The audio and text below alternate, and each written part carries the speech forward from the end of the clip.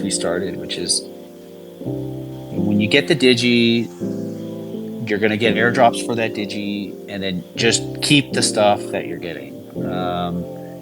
If you follow those directions, I think there's you're going to be pretty excited, I think, about what we're doing. So the whole thing is about the people most dedicated. We focus and try to reward the dedicated people to the project, and we don't demand it. Like, you can do what you want, you can give them away or trade them, whatever you want to do.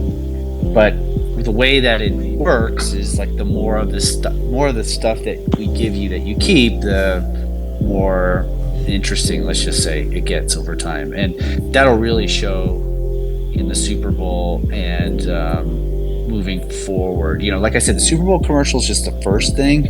I know it's crazy and it's huge and all that stuff, but we're trying to kind of redefine how marketing could work for video games. And when our games come out, we're going to be doing a lot of this. So as I said before, the villains are sort of like a test run for the Super Bowl mint that we're doing, and the Super Bowl mint is a test run for the video game marketing that we're going to be doing. Okay. Thank you for bringing me up here. All right, everyone. Thank you. I got to step away, or I'm just going to mute the audio for a bit. This is my first meeting of the day. It should be just a short meeting, so I should be only gone for a few minutes. It's just a quick review of some projects that I signed last week. So just some follow-up. So it shouldn't take too long. So I'll be muted for just a little bit. Hey Gabe, so you finally gave me, some time to collect my thoughts now, and actually had two key questions. You kind of caught me off guard, to be honest. No problem. Caught me when I was literally just on the toilet when you brought me up, and I was like, don't tell us that.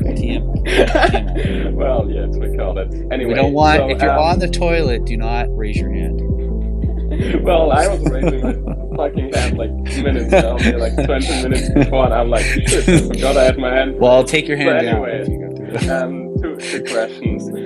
First question, actually, related. So, you talked about a lot of Japan, a few spaces ago, and you also have the Japanese community, and our first Japanese employee just started. The one you gave a shout out? Just a couple days ago, yeah. And we're going to be building out there. The king of all Japanese, he's in the audience. Dr. Toto, I don't want to say your last name, but I've been following him for, I don't know, 10 years? Or at least following his work. So he's the king. So what I wanted to ask, for the Super Bowl ad, how you expect it to be the participation from the eastern regions to be? You think it's mostly the US and a little bit of the event? To be global? No. Listen, the collection, the Dragon collection, is only 10,000.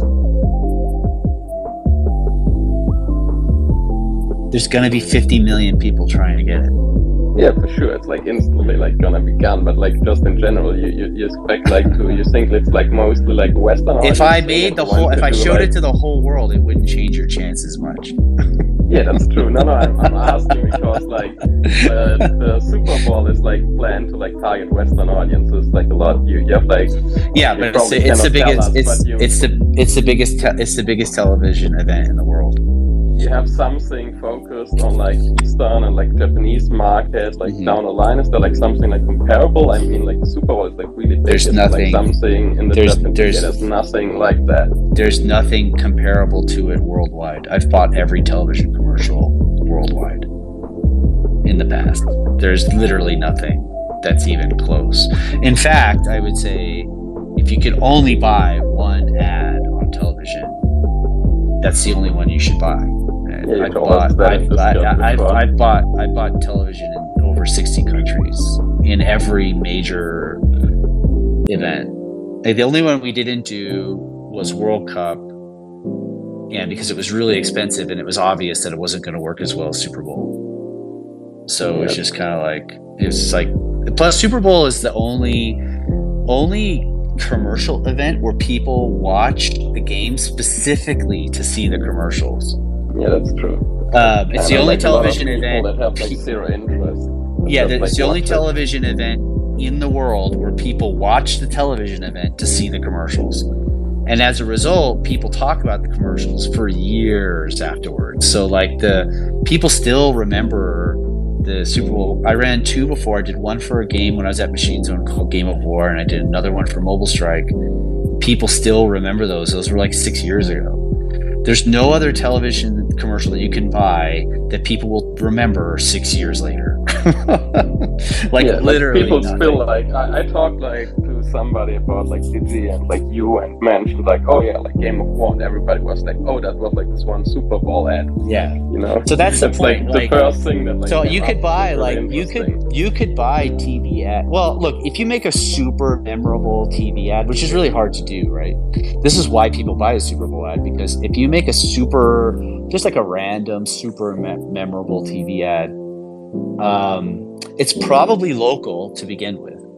So it's probably for America, for Japan, for Korea.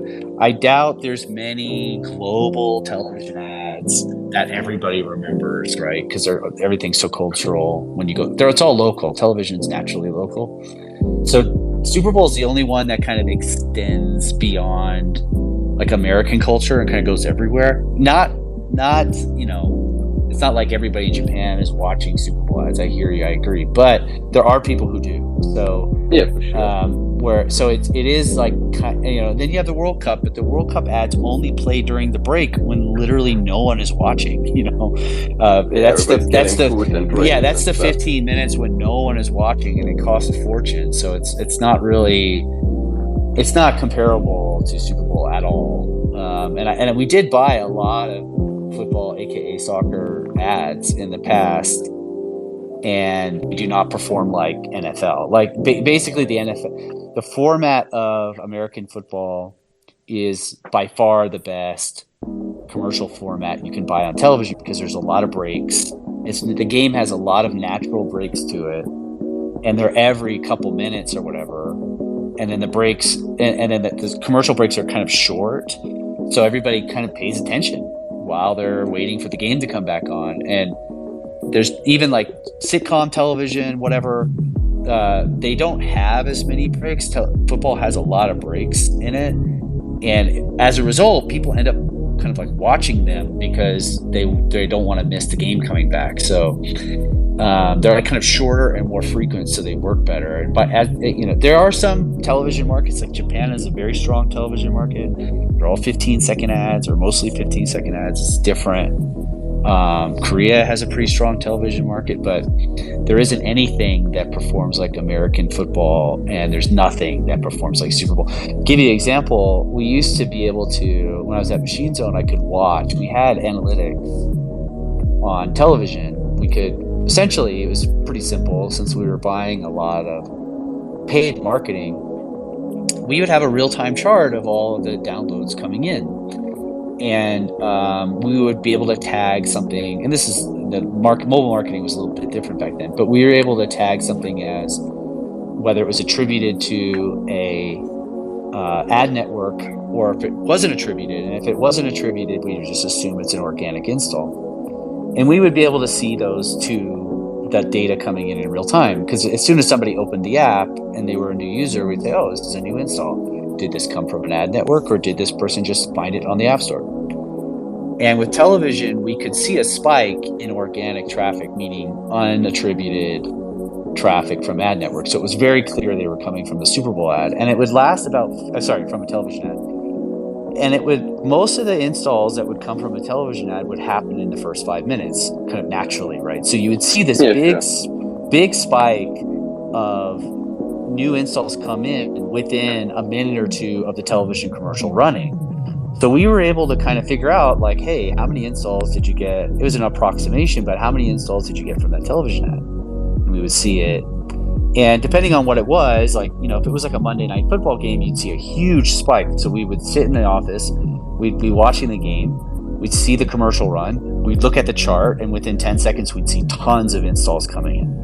So it was very, very clear the television commercial was driving those installs. But the installs would only last like that kind of should installs would only last about 15 minutes after the ad ran, with most of it coming in the first 5 minutes, and most of that coming in the first 3 minutes. The Super Bowl ad, the spike would last 2 hours. And I assume like and that was the only like really big for it, right? Like it's not just like these 2 hours, but like there's like trickle down effect because we have like journalists like commenting and everything. Yeah. But the spike that was clearly driven from television would last 2 hours from the Super Bowl ad, which is just there's nothing. And we spent, I don't even know, over the years, maybe $500 million on television ads over the years. And that was the only one that had that effect. And we did it twice, and we saw it twice. So it's the only one that can do that in the world. It's easily the most efficient spend in terms of like scale that you can buy, like including buying like sometimes you can buy like the front page of YouTube, which is crazy if you think about it. There's billions of people. You do not get the same effect of you get more from a Super Bowl ad than you do buying the front page of YouTube. So a lot of people criticize me and say, "Oh, why don't you just buy TikTok?" Whatever. I appreciate the advice, but I have spent a couple $1 billion buying advertising, and I can tell you, spending $7 million on TikTok ads will not get you the same effect. Like not even close. So yeah, that's why I was wondering, like for the Western world, it's like pretty like known that this is like really like one of the like probably like the there's nothing in the East. There was like there's no absolutely counterpart. There is no counterpart in Asia. So like thinking about like how you want to make this like not like an ad, but you want to make it like a Web3 experience, right? And you mentioned that you don't want to stop. So like if you want to like some time like down the road you want to offer like a Web3 experience to like the Japanese or Eastern market. There's no like, reason. How would you go around? Like would you do it like in another way, or would you just like not do it, or what would be like an option for that? Well, like I mentioned earlier, the Super Bowl ad, which is a huge ad, granted. Alrighty, we're back. So that was a quick, like I said, review meeting of some of the projects that we signed last week, and trying to just revisiting them and making sure that we're on target with those, and we are. Okay, so back on my stuff. So a couple things I'm working on today are my high performance workplace leadership development program, and then working on what we call RIDs. Mushy, I don't know if you're still there or not, but RID is something that we're starting to implement across a lot of our training right now. I'm just going to kind of speak as though as you are there, but the RID is rapid instruction development, and it's whenever you have any kind of training that is technical training, behavioral change training, things like that. And the idea is how do you condense long form classroom content, theory, hands-on instruction, things like that, and then condense it all into real-time learning environments. So we're playing around with that a whole lot right now in the mechanical space. We've already experimented with it on like check engine lights, fault code troubleshooting, things like that, just going through the processes of basic electrical multimeter reading usage, fault codes, software, using software for troubleshooting, and then of course all the way down to voltage drop troubleshooting to come up with solutions and outcomes for common check engine lights, things like that. So anyways, we're going to start applying that across several things and playing around with it. So that's one of the things I'll be working on today is RIDs, rapid instruction developments across different systems. And then what was the other thing I'm doing? Workflow process documents. So quite a bit on my plate today. Is sort of like it's not a great maybe you shouldn't be testing with that much money, but it is kind of setting precedent for how we Yeah, will be for sure. doing how we will be doing things going forward. So, I can't guarantee anything, but I highly doubt this will be our last. And the format and how we're doing it and how we're including, I think there's two really important things that are going to happen that day. And the first one is you can get a digital asset from watching TV, which is massive. Okay. And we're purposefully making the collection very small because, there's going to be two types of NFTs. There's going to be coupons, things that you just use to get $5 off, stuff like that, like promotional material, things like that. Yeah, like tickets or whatever. Yeah, tickets, like stuff like that. And there's going to be trillions of them, okay? Because you're going to get all kinds of stuff through NFTs. And then there's going to be luxury NFTs, and these are going to be very, very rare NFTs. We're not in the coupon business. We're in the highly sought after NFT business. And, there's going to be trillions of NFTs. So hundreds of trillions, infinite number of these. And to stand out is going to be very, very hard, just because there's going to be but people think there's a large supply of NFTs now. This is nothing. Like, people are going to be praying for the 2022 days. I mean, they're going to be trillions of NFTs, okay? Trillions. And for Limit Break, we want to be, we want to make NFTs that people want. And if you want them, it's because you can't get one, right? That's the reason why you want it, because you can't get it. Everybody wants it, but nobody can get it. So we're doing a very limited 10,000 collection on the Super Bowl with 50 million people that are going to try to get this thing. So most people are not going to get one. And we're going to be doing something. We're going to do something special. I'm not sharing everything, but the purpose to that is that, when people see a Limit Break ad on television, I want them to scan it. So in order for people to be excited about Limit Break, they have to see other people get them, not them, right? They have to see other people get the NFT. If you're wondering why I'm moving, my head's going from here to here to here to here, it's because I've got several different things open up on different monitors that I'm working on. So many times, so the camera and everything for my meetings will kind of switch between this screen here and then this screen here. And in the screen over on my far left, I have a set in portrait mode is where I tend to put all my documents and everything like that. So the screen's sitting here a long ways. And we want Limit Break NFTs to be the NFTs, like the ones that everybody wants.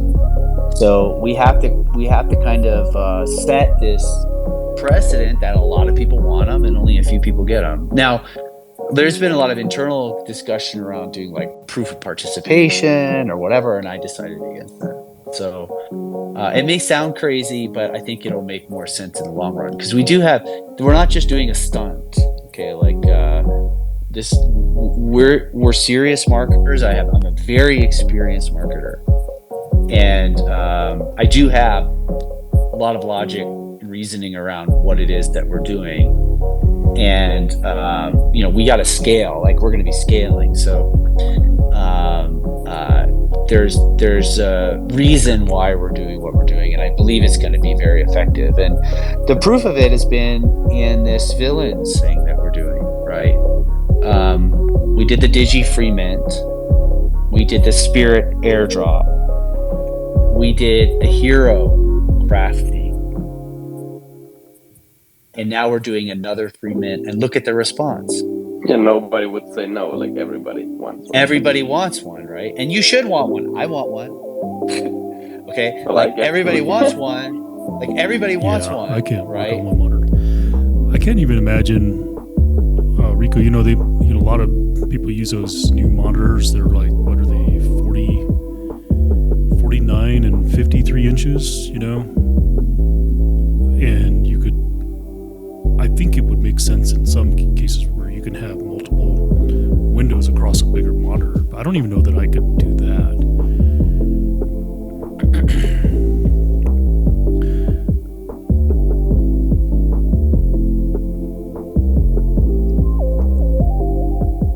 Although, you know, I look around, like I'm looking at like my setup right now, and as it is, I already want to change it. You know, this monitor here, I would like to push it back a little bit.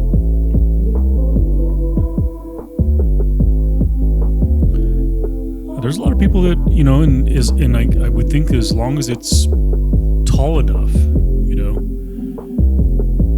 I could see myself using one. The only thing that I would be concerned about is because my monitor is also my gaming monitor, right? So the screen right here in the middle is my Gigabyte 165 hertz, you know, gaming monitor. And so right now, the main computer, my streaming PC, you know, main workhorse, is connected to all three of these monitors. But when I turn the gaming PC on, this middle monitor then becomes the gaming monitor.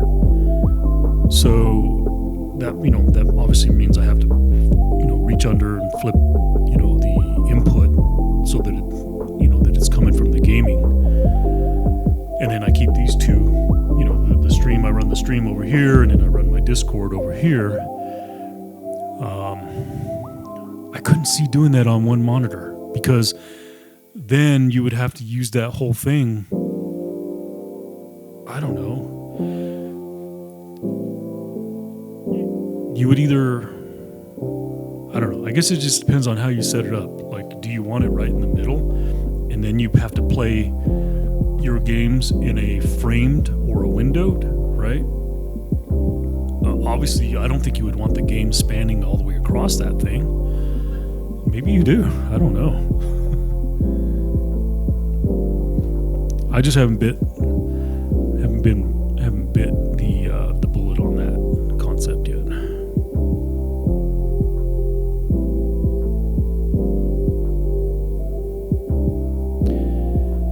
Yeah, because correct me if I'm wrong. Doesn't it use more? You get less frames per second when you're playing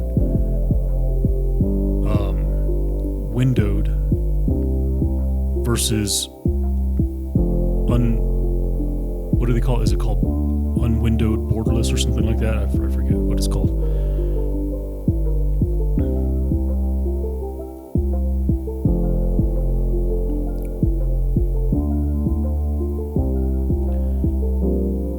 I mean, I do like. Well, and I'm a little bit familiar with it because I have played in the past where I would play Call of Duty windowed, but I would run it full screen. And the reason I did that is because that was when I was running the streaming and the gaming on the same computer. And in order to be able to flip back and forth in screens, you had to run it windowed. So, and I know there are people that play on those bigger monitors like that, but they will shrink it down. So like if they play on a 34-inch monitor, they will still shrink it down to the equivalent of a 24 or a 27-inch monitor and play windowed. So I imagine you can play on one of those white long screens and played windowed to your preference, you know, whether you like 24 or 27. I prefer my 34 165 hertz Gigabyte. You know, it's a 2560 1440. I like the way it plays, but also I'm older too, you know. Like I've said before, I play with these gaming, you know, if you want to call them gaming readers, you know.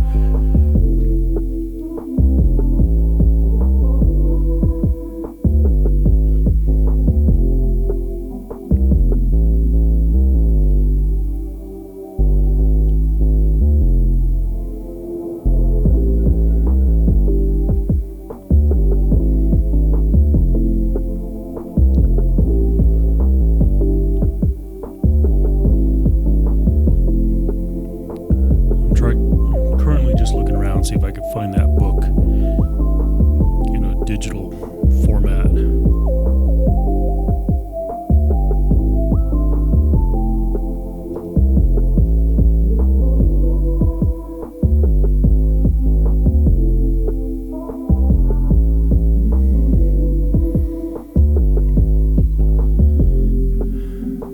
I just don't know where to get it. I might just have to reach out to Sue or Gloria, see if they'll give me a code to get that. 327 monitors. Yeah. I mean, Rico, I don't really like asking people their age, but I'm gonna kind of guess that you might be younger, because I mean, I do have a 27 and I've played on it and I do like it, but believe me, the 34, again, and this is probably an age thing, you know, now that I'm older, it allows me, yeah, so your eyes are, I imagine your eyes are probably still good. As you get older, your eye is a muscle, and it's slower to react to focus. And so putting things on a 34 and running 1440p, I can run pretty much high resolution and it's bigger. And then plus when I do 1.5 times, it's like pulling everything in on high def. Like I could see things with these that I would not normally see, even on a 34-inch monitor. So, old guy problems. But these things here, though, make things like really crisp. I can almost, this is a slight exaggeration, but I can almost see the pixel in this high definition monitor when I put these on. I mean, it just pulls everything, it makes everything just slightly bigger, real crisp.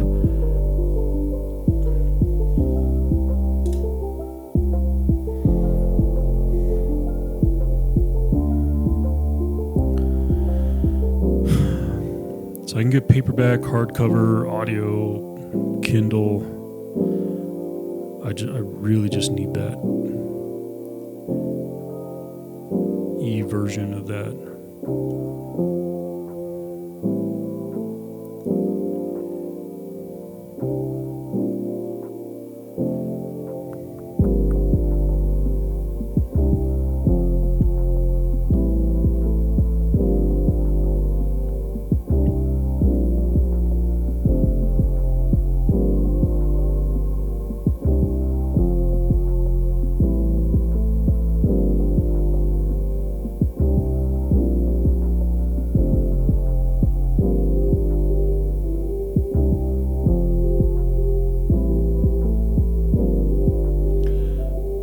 Yeah, I would say if you can, I mean, I do know that like standard like pros, you know, they all are on 24s and 27s. But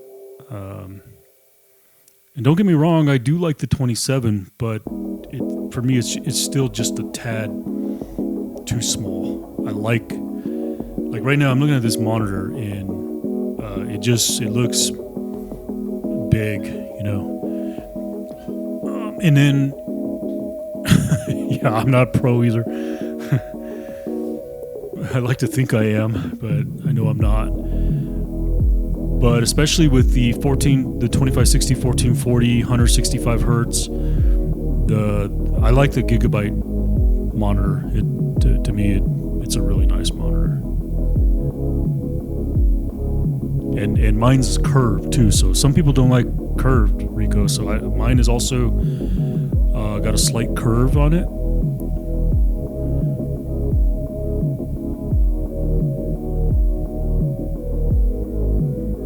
I'm trying to remember what monitor I got here. I'll tell you which one it is here. I don't know if you can actually even get this monitor anymore. Let's see here.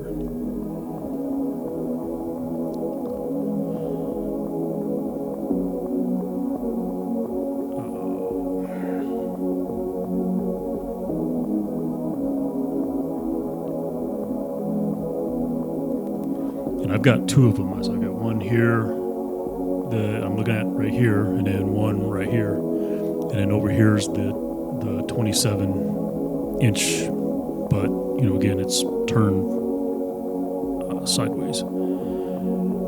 Let's see here. Monitor. So mine is mine's actually not even a 34, it's a 32. I kept saying 34. It's not a 34, it's a 32. So it's the Gigabyte G32QC, 165 hertz, 1440p curved gaming monitor.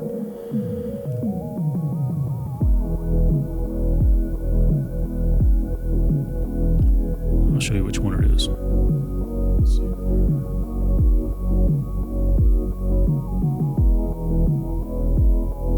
This one here. I'm using two of these. I don't know why I thought it was 34. And I think I'm saying 34 because I've been looking at a 34-inch monitor for my work laptop setup over here. So it's a 1500R curvature. I know that they said something about the curvature. There's something about the number that tells you how much arc is in that. So this picture, that is very exaggerated. It is not. It's just an ever so slight arc. It's not even a deep arc. It's very, very gentle. It's very slight. So you can definitely tell it's not flat. And one reason why I notice it is because when you've been staring at a slight curved monitor all day or doing different things on it, and then you go look at a flat monitor, all of a sudden that flat monitor looks like it's curved backwards. So, but I do like the curve on this one here. It's not exaggerated. That picture, that's a false representation of the arc. Because even if you were to walk in my office,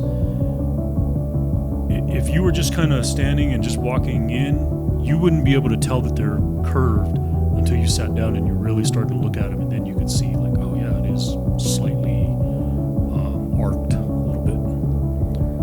So yeah, these pictures here, like it's highly exaggerated.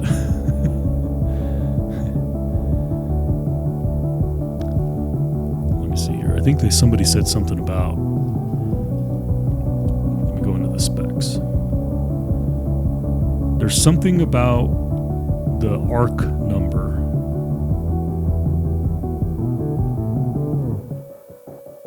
I don't know if it's that number there. Let me go find like another curved monitor, and then I'll compare that. That number doesn't look right.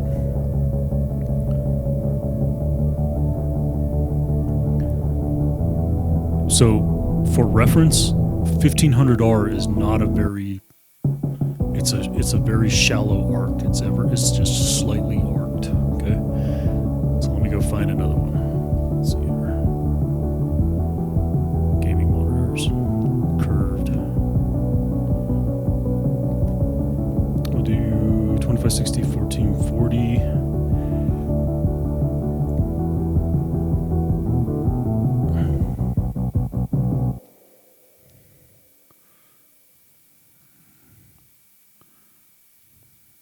Contrast. Let's see here.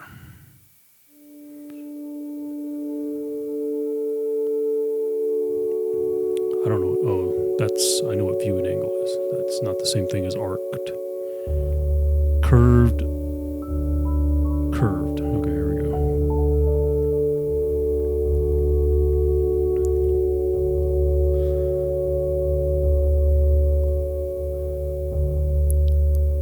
So this says 1500R. I want to find one that's like deeply, deeply curved and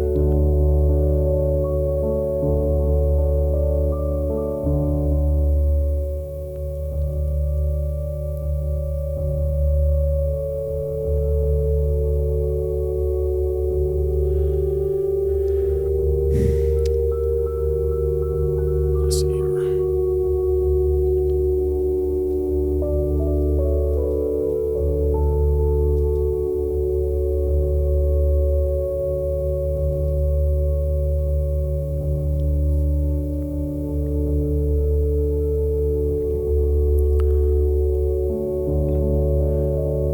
A 1500R curve is the most aggressive curvature you can find on the market today. That must be an old article. Yeah, that's 2019. Because if they're calling 1500R, which is what I'm using, aggressive, it's not aggressive.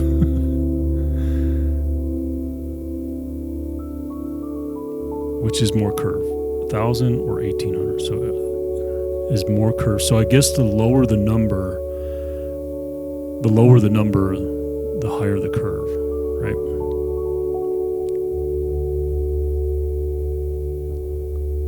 This is the picture I want to see right here. Yeah, so I guess the lower the number, the more the curve, but 1500 does not seem very aggressive to me. Anyways, I'm digressing, getting way off topic here. So, let me go. And it's because not everybody can have one, right? So we're going to keep that going, and I want to get it to the point where 8 billion people want a limit break NFT. So that's what my dream is, that 8 billion people want one. Now, if you're a digi holder, you know, that's like music to your ears. And sure. but that's what I want. Like, I want everyone to want a limit break NFT, and there's only one way to do that, which is that they have to see it and want it and not be able to get one. So the Super Bowl event is a very extreme version of this, and you know, the villain is like a warm up. The villain is kind of like us practicing, and I told everybody this, is that the villain mint and the potions and everything that we're doing is a warm up to what we're doing on the Super Bowl, and the Super Bowl is a scale version of that. But the Super Bowl is a warm up to scale marketing. So we're kind of taking it in stages, and we're getting ready this machine that we're putting together, and I'm really excited about it because this is the way it should be. Like, everybody should know about it, and everybody should want it. You know, not like one of the frustrating things about working on crypto Twitter is you guys can see it. Look how many, like, I get 100,000 followers and it just kind of stops, right? And they're deleting a lot of bots and whatever, because there's only 100,000 people trading NFTs. That's why. There's only like 20 something thousand people every day trading NFTs on Ethereum. I already have everybody's attention in crypto Twitter. I've got everyone's attention. You know, maybe I could just keep creeping up to 200,000, whatever, but the easy attention is gone right now. It's just difficult to find like the dormant NFT accounts. The biggest people most of them tend to be still active. So like the people like more money to spend are also like still more active. Like there's few like dormant whales. So like exactly. So we have to go beyond this. And if you think about it, like, let's just say I did 50 million NFTs on Super Bowl, and everybody got one, right? Well, what is that? So we want to, other than like just having a bunch of useless trash just spread across, you know, the world. So we want to kind of like make a, you know, something sought after, and we want the people who get them to be really excited. And you know, and I think if you kind of put what I'm saying together, this is not the first ad we're going to run. Like, we're going to run more. And when people see the next one, they're going to be very excited because they're going to remember what they saw during the Super Bowl. They're going to remember that they missed it.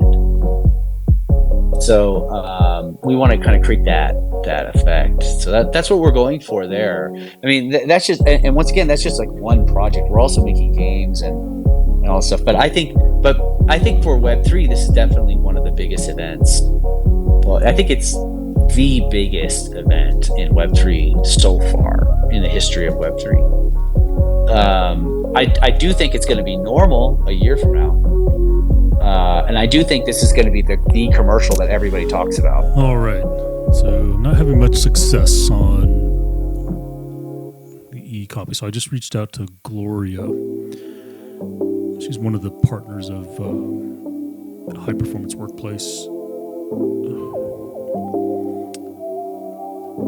Or HPWP group.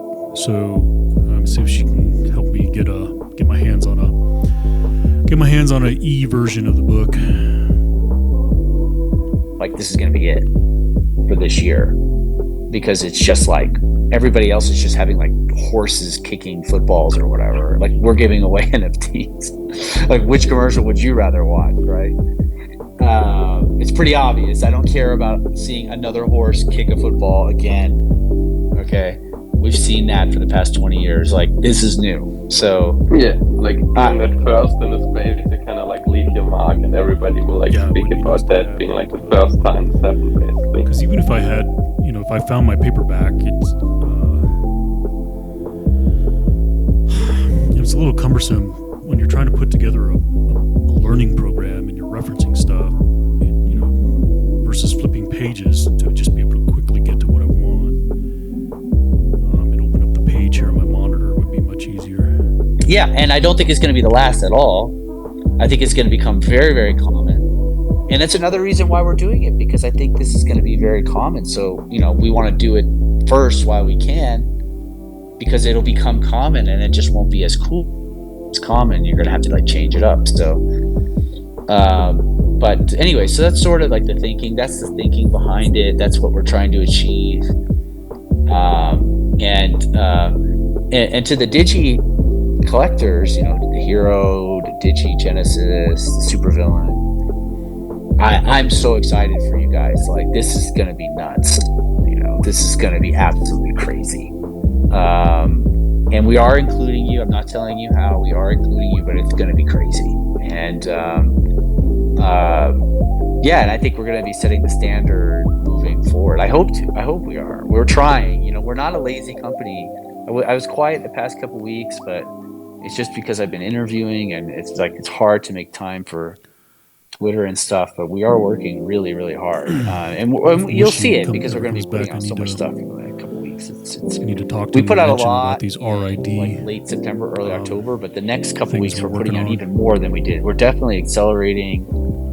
We're ramping up. Like, we're putting out more stuff than ever. So, and we're really proud of the work. And when you see what we did at the Potions tomorrow, just like in terms of like crafting in the NFT space, no one's ever done anything this complex. Like, this is just over the top. We were kind of going over the final, everything today, and I was just like, guys, this is too much. You kind of took it too far. I mean, everybody's gonna appreciate it, but oh my god, like, it's just too much. So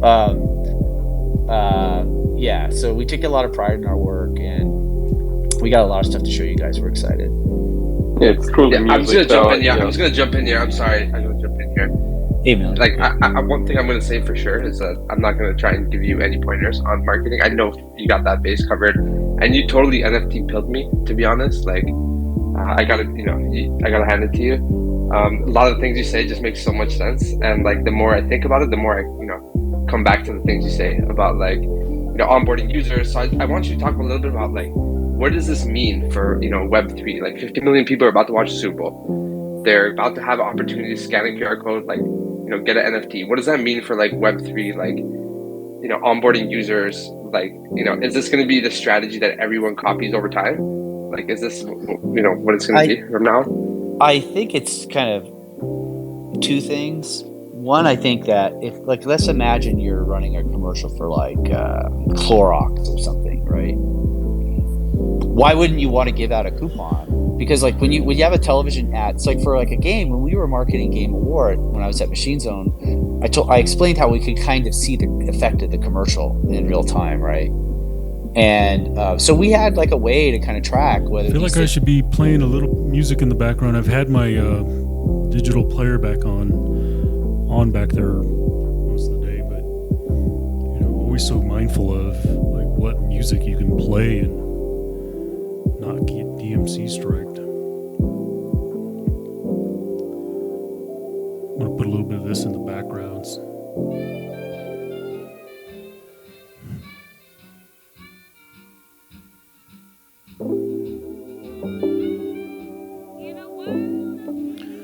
I think I can play this and not get in trouble. We'll see. I'll probably have a bunch of muted sections. I'm trying to play some of this here.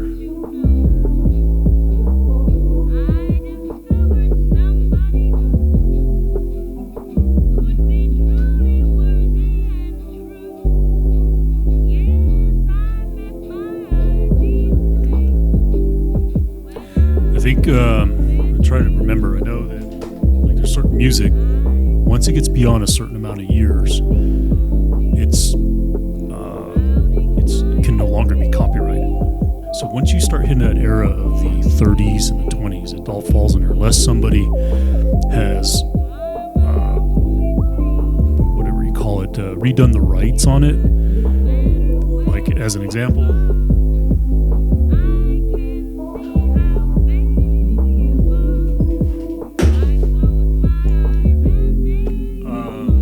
Jane Green. So most of this music of hers is like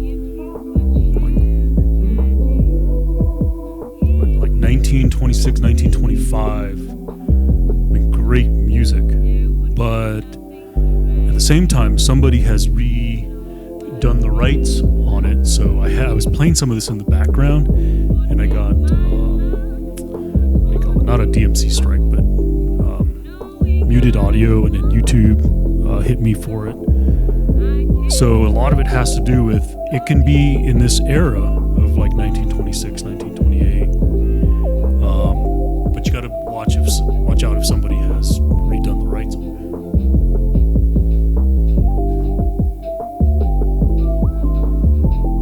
So I feel like I'm taking a risk even playing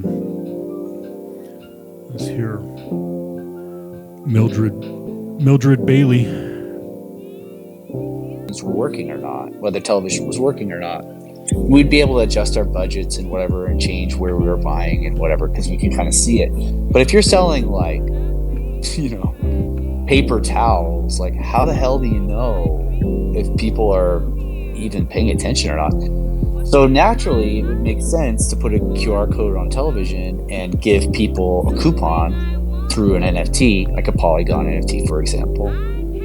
So you could see, like, hey, look, like we ran this commercial and we saw all of these people download these or mint these Polygon coupons for these paper towels. Like, okay, we know that people are watching this and people are engaging. So that's one thing that's definitely going to happen. Like everyone's going to do that because no one knows if the television commercial is working or not.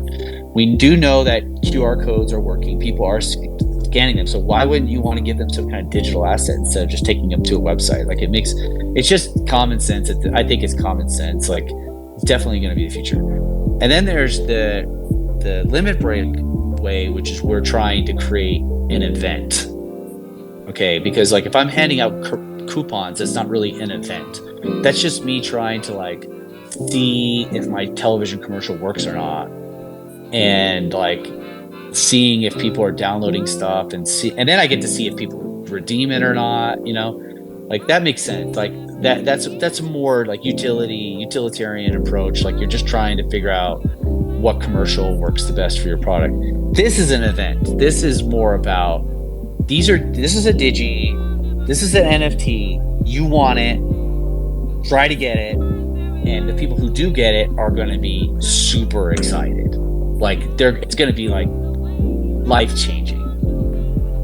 That's an event, that's very different. So Gloria, the people who get it are going to be. I just reached out to her on LinkedIn. They're going to lose their minds. She will respond So there. now I get like a small number of people who are digi evangelists. They're going absolutely crazy.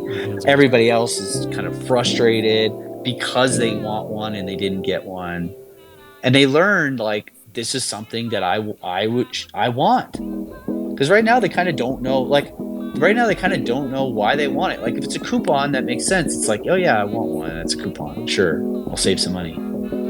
If it's like a collectible, they don't really know why they want. They have to kind of see the whole thing, And this isn't necessarily like a perfect way to introduce everybody to NFTs, but it will introduce a lot of people to NFTs, and it will make them curious. Like, geez, what did I miss? Right?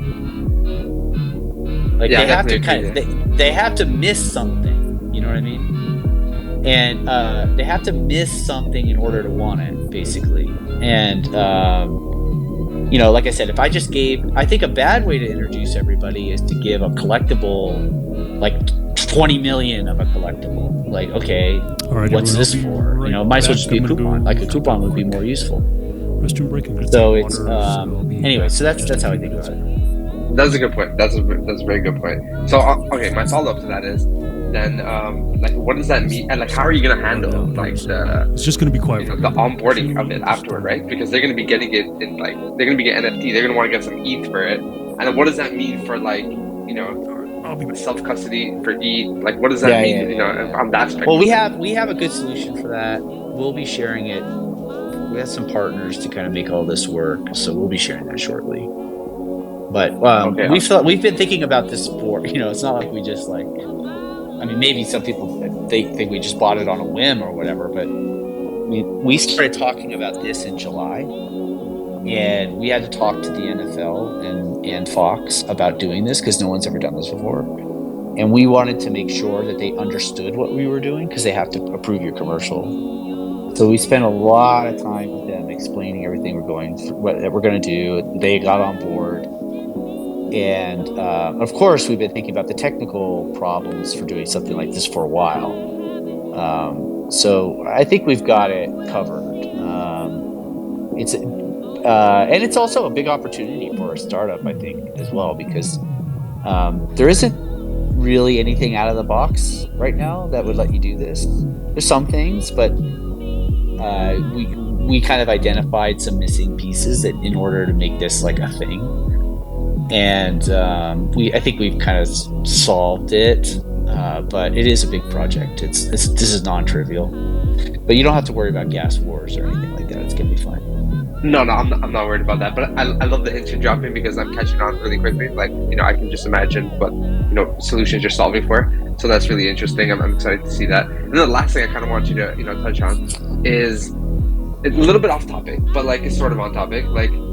What does it mean for like the fact that people are going to be looking at these NFTs priced in something that's not like US dollars? Like they're going to be looking at it like. That's a good question. That's a good question. We have a media plan for this, of course. I mean, like something like this is like, look at how we're doing it, right? We're telling you, we told you we were going to run a Super Bowl ad in early October. Okay, which nobody ever does, and now we're telling you what we're going to do during it, and we're not telling you everything. Everything's going to be clear going up to it because this is so and after, there was a whole plan after as well. So we thought about just kind of like surprising everybody and just doing it without telling everybody, and then we realized like that's just wrong. Like it's much better to kind of like prep and kind of like get all this stuff out because there's so many things that we have to cover and make sure that we get everybody on the same page. So, and there's a lot of people excited about it. Like there's a lot of other partners that are very excited about this because it's good exposure for them too. So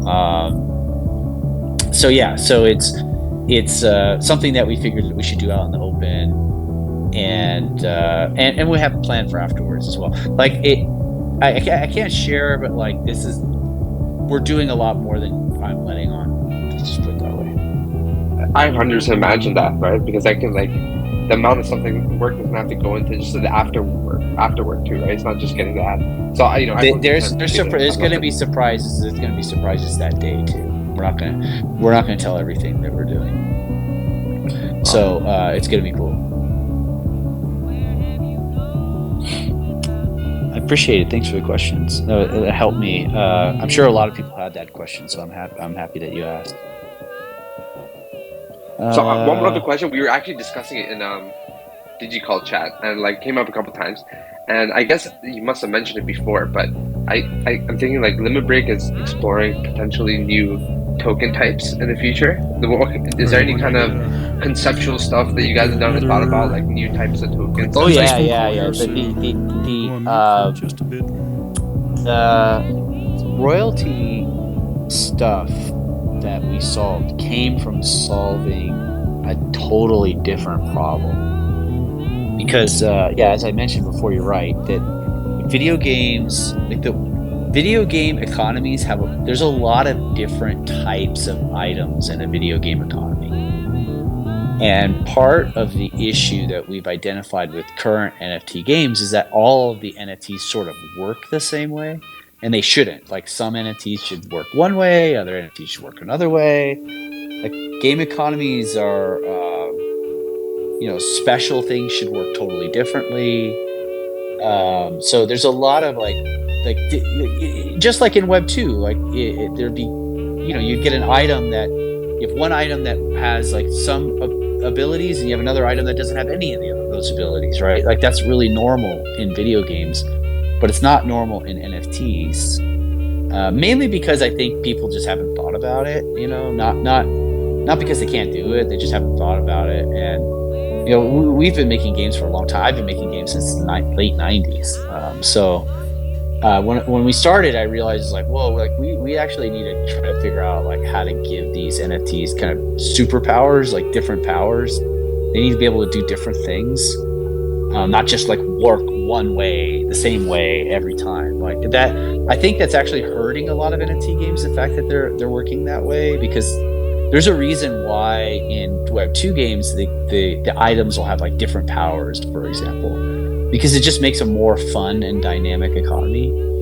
And the Web 3, they kind of like every NFT works the same way, and as a result, like you don't get that same dynamism that you get in Web 2.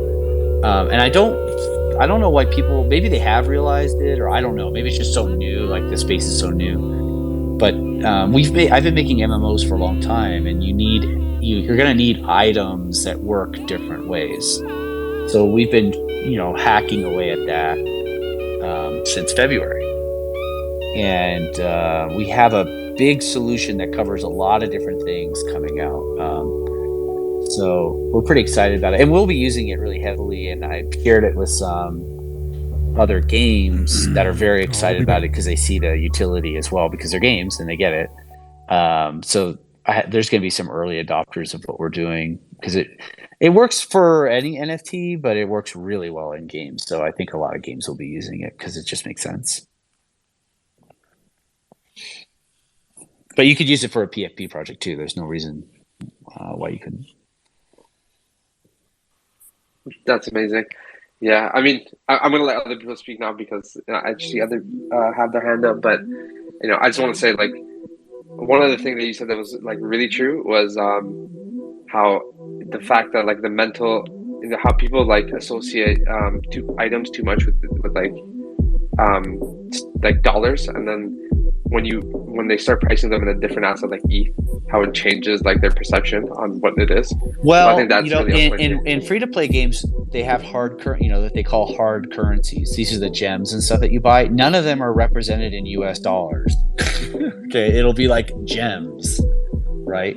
For a reason. They do that for a reason. So ETH can serve that function as well.